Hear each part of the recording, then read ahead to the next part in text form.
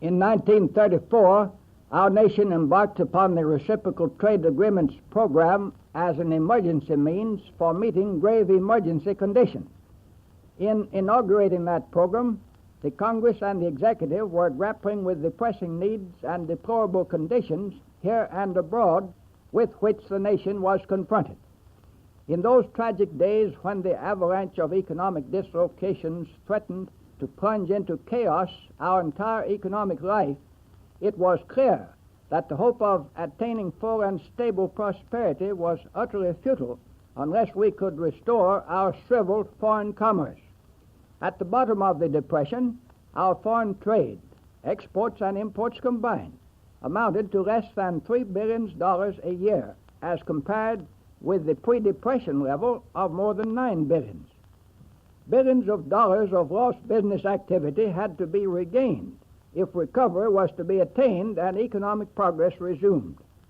The breakdown of international trade, which brought on the collapse of our domestic economy as well, resulted primarily from the rise of excessive and unreasonable trade barriers, high tariffs, embargoes, quotas, import licenses, exchange controls, and many others. Our foreign trade could be restored only through a reduction of these excessive barriers here and abroad.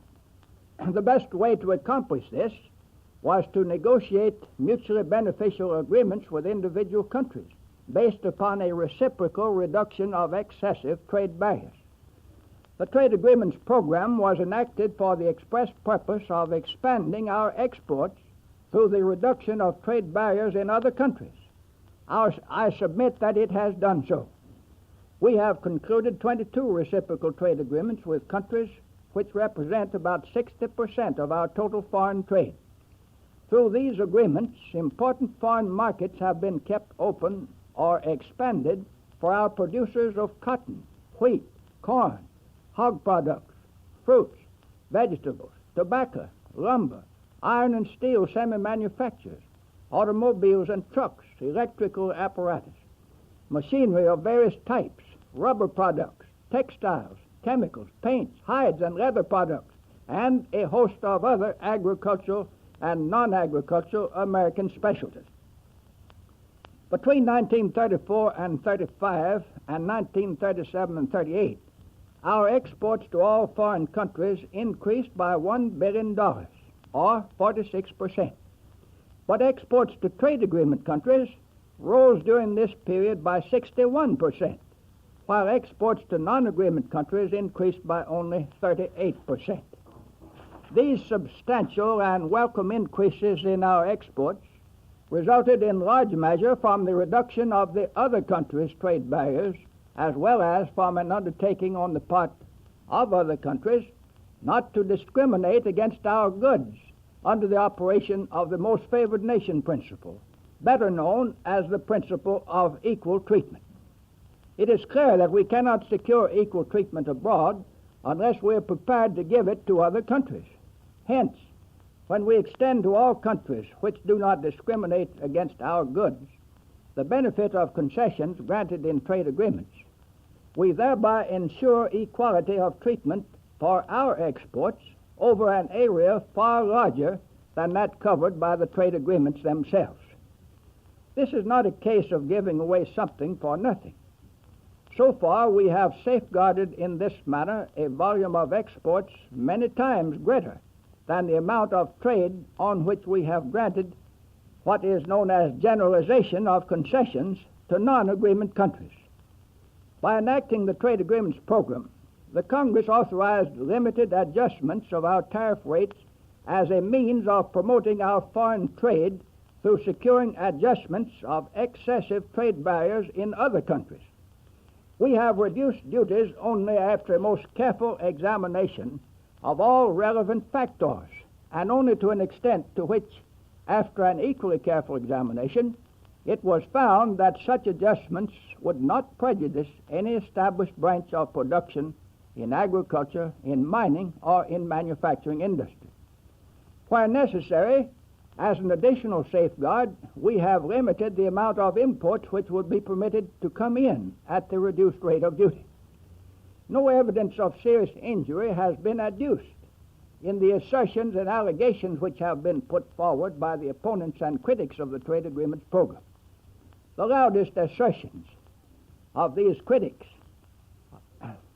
of injury have been made in connection with agriculture. But the fact is that by the end of 1932, after 2.5 years of Hawley Smoot tariff embargoes, farm cash income had declined from $11,200 million to $4,700 million, while by 1938, after 4 years of the trade agreements program, farm income had risen to $7,600 million, excluding benefit payments. Does this increase of farm income by $3 billion indicate injury?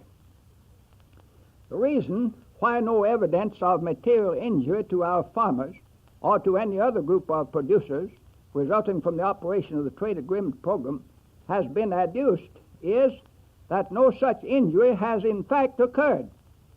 On the contrary, the trade agreements program has expanded markets at home and abroad for all groups of producers. This result has been due primarily to the method employed in carrying out the program. That method is democratic in every sense of the word. Under it, no interested party is denied a full hearing, and all representations are given the most careful study.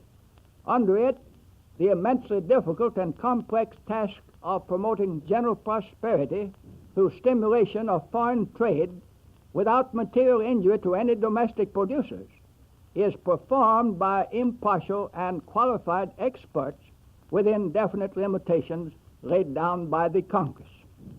Under that method, the Congress reserves its basic prerogatives while putting into operation temporarily the most effective means that can be devised to meet a grave emergency situation through cooperation of the legislative and executive branches of the government, with the powers given to the executive strictly limited in both scope and duration. The task of rebuilding our foreign trade requires caution and infinite care.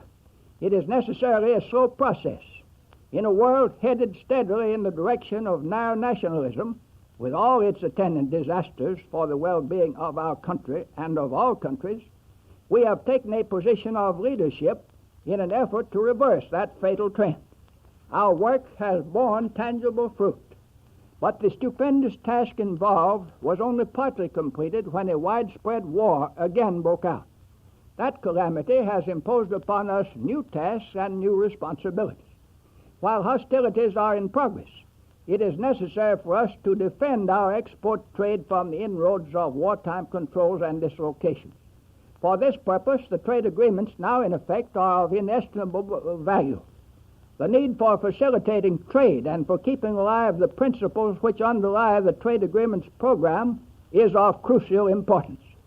For our actions now will have an enormous influence upon the problems of economic reconstruction when the war shall have ended.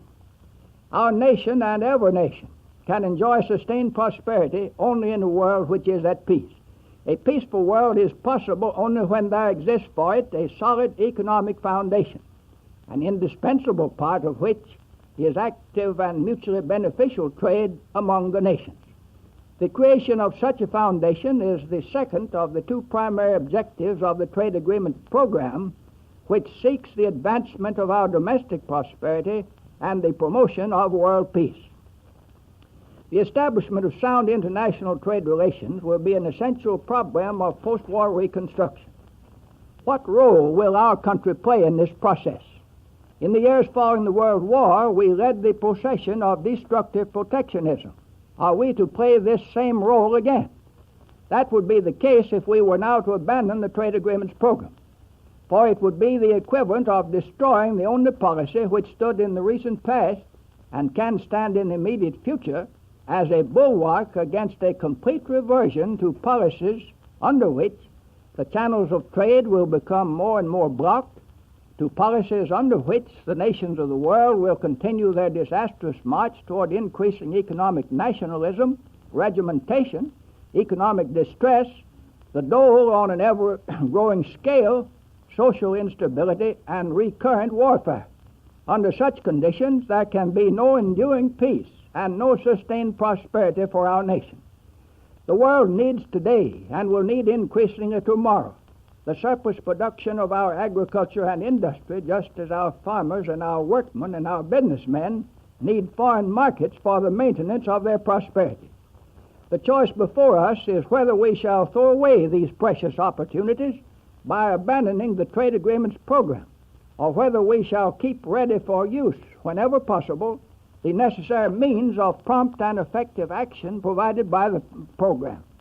The choice before us is whether we shall lead the way towards the slough of despair and ruin for ourselves and for others, or toward the heights of economic progress, sustained prosperity, and enduring peace for our nation and for the world.